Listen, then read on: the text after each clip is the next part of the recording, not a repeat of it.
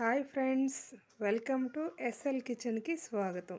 ఈరోజు చేయబోతున్న recipe high rich protein fibre కలిగి ఉన్న రాజ్మా అండి. వీటిలో ఎక్కువ పోషక విలువలు కలిగి ఉంటాయండి. ఈ rajma masala curry north side special dish అని కూడా చెప్పొచ్చండి. సో లేట్ చేయకుండా ఈ రాజ్మా మసాలా కర్రీని ఎలా తయారు చేసుకోవాలో చూసేద్దాం రండి.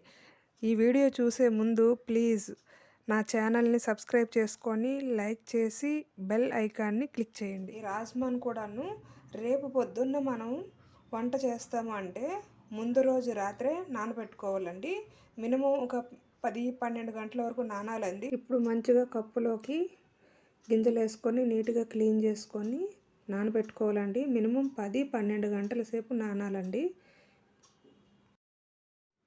ఇదిగోండి, మార్నింగ్ చూసేసరికి గింజలు ఇట్లా నాని మంచిగా ఉంటాయండి. వంట చేసుకోవడానికి మంచిగా నానాయి అని అర్థం అండి. ఇప్పుడు మనం కుక్కర్లో వేసుకొని కొంచెం వాటర్ పోసుకొని సాల్ట్ వేసుకొని మూత పెట్టి గ్యాస్ ఆన్ చేసి ఒక 7-8 విజిల్లు వచ్చినంత వరకు మనం గింజల్ని ఉడకబెట్టుకోవాలండి. ఇప్పుడు మూత తీసి చూద్దాం గింజలు ఎట్లా ఉడికాయి అనేది మీకు చూపిస్తాను.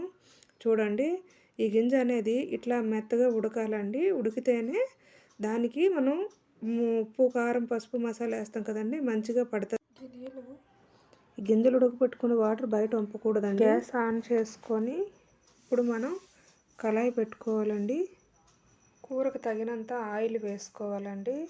ఆయిల్ హీట్ అయ్యిందండి. ఇప్పుడు ఇందులో ఆవాలు, ధనియాలు, జీలకర్ర కలిపి పెట్టుకుని పోపు దినుసులండి. ఇవి కొంచెం లైట్గా ఫ్రై అయితే చాలండి. ఇప్పుడు మనం ఉల్లిగడ్డ ముక్కలను వేసుకొని కొంచెం సేపు ఫ్రై చేసుకుందామండి. ఎందుకంటే అది చిన్న పచ్చి వాసన రాకుండా ఉండటం కోసం. అది లైట్ కలర్లో అయినప్పుడు మనం తరిగి పెట్టుకున్నామండి పచ్చిమిరపకాయలు. ఇప్పుడు ఈ పచ్చిమిరపకాయలని ముక్కల్ని యాడ్ చేసుకోవాలండి. యాడ్ చేసుకున్న తర్వాత కొంచెం సేపు ఫ్రై చేద్దామండి. ఫ్రై అయ్యిందండి. ఇప్పుడు ఇందులో ఒక 2 రెబ్బల కరివేపాకును అనేది యాడ్ చేసుకుంటున్నాండి. యాడ్ చేసుకొని ఫ్రై చేసుకోవాలి ఇది కూడానండి. ఇప్పుడు లైట్ కలర్లో అయ్యిందండి. ఇప్పుడు అల్లం వెల్లుల్లి పేస్ట్ని అందులో వేసుకోవాలండి. ఎందుకంటే అప్పటికప్పుడు ఫ్రెష్గా దంచి పెట్టుకున్నదంటే స్మెల్ మంచిగా వస్తుందండి. దాని టేస్ట్ కూడా బాగుంటుందండి. మీరు ట్రై చేయండి. కొంచెం సాల్ట్ కూడా వేసుకుంటున్నానండి. ఇందులో మరి కొంచెంగా పసుపు కూడా యాడ్ చేసుకుంటున్నానండి. ఇప్పుడు మనం ఈ టమాటో గుజ్జునండి మిక్సీ పట్టుకున్నాను. ఈ టమాటో గుజ్జును ఇందులో వేసుకొని కొంచెం సేపు ఫ్రై అవ్వాలండి. ఎందుకంటే టమాటా పచ్చి వాసన రాకుండా ఉండటం కోసం ఫ్రై చేసుకోవాలి. అది ఫ్రై అయ్యిందని ఎలా తెలుస్తుంది అంటే ఆయిల్ కొంచెం పైకి తేలుద్దండి. ఫ్రై అయింది అన్నప్పుడు మనకు అర్థమవుతుంది. అంతవరకు కూడా టమాటాలను ఫ్రై చేసుకోవాలండి. చక్కగా మూత పెట్టేసి ఒక 10 నిమిషాలు మనం ఫ్రై చేద్దాం. ఇప్పుడు అయ్యిందో లేదో చూద్దామండి. ఇదిగోండి, ఫ్రై ఇట్లా అవ్వాలండి.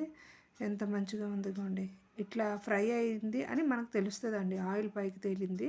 ఇందులో మనం ఉడకపెట్టుకున్న రాజ్మాని వేసుకోవాలండి. వేసుకొని మంచిగా కలుపుకోవాలి. ఎందుకంటే అలా కలపలేదు అనుకోండి అడుగు పట్టేసి మనకి మాడు వాసన వస్తుంది. కాబట్టి మనం దగ్గరుండి మంచిగా కలిపి పెట్టుకోవాలి. కలిపి పెట్టుకొని కొంచెంసేపు ఉడకనివ్వాలి. ఇప్పుడు మళ్ళీ మూత తీసి చూద్దామండి. ఇదిగోండి, మంచిగా ఫ్రై అయ్యిందండి. ఇందులో మనం గింజలు ఉడకబెట్టుకున్న వాటర్నే యాడ్ చేసుకోవాలండి. బయట వాటర్ని ఏం యాడ్ చేయ అవసరం లేదండి. ఈ వాటరే సరిపోతుంది మనకి. ఇది యాడ్ చేసుకొని మంచిగా కలుపుకోవాలి. మంచిగా కలిపిన తర్వాత ఇందులో కూరకు తగ్గ కారం వేసుకోవాలండి సరిపడినంత. తర్వాత ధనియా జీరా పౌడర్ వేసుకోవాలి. కొంచెం గరం మసాలా కూడా యాడ్ చేసుకోవాలండి. ఆ ఫ్లేవర్ అనేది కూరకి పట్టడం కోసం మరో 5 నిమిషాలు మనం మూత పెట్టి ఫ్రై చేసుకోవాలి. చూద్దామండి ఈ రాజ్మా కర్రీకి మసాలా ఎట్లా పట్టిందనేది. వాసన చాలా బాగుందండి. ఆ మసాలా కమ్మదనం బాగా తెలుస్తుంది. ఇప్పుడు ధనియా వేసుకొని మంచిగా కలుపుకోవాలండి. కలుపుకొని 1 నిమిషం ఉన్న తర్వాత గ్యాస్ బంద్ చేసుకోవాలండి. ఇంతేనండి రాజ్మా కర్రీ. చాలా సింపుల్గా, టేస్టీగా, హెల్దీ అయిన ఫుడ్ అండి ఇది. చేసి మీరు కూడా చూడండి.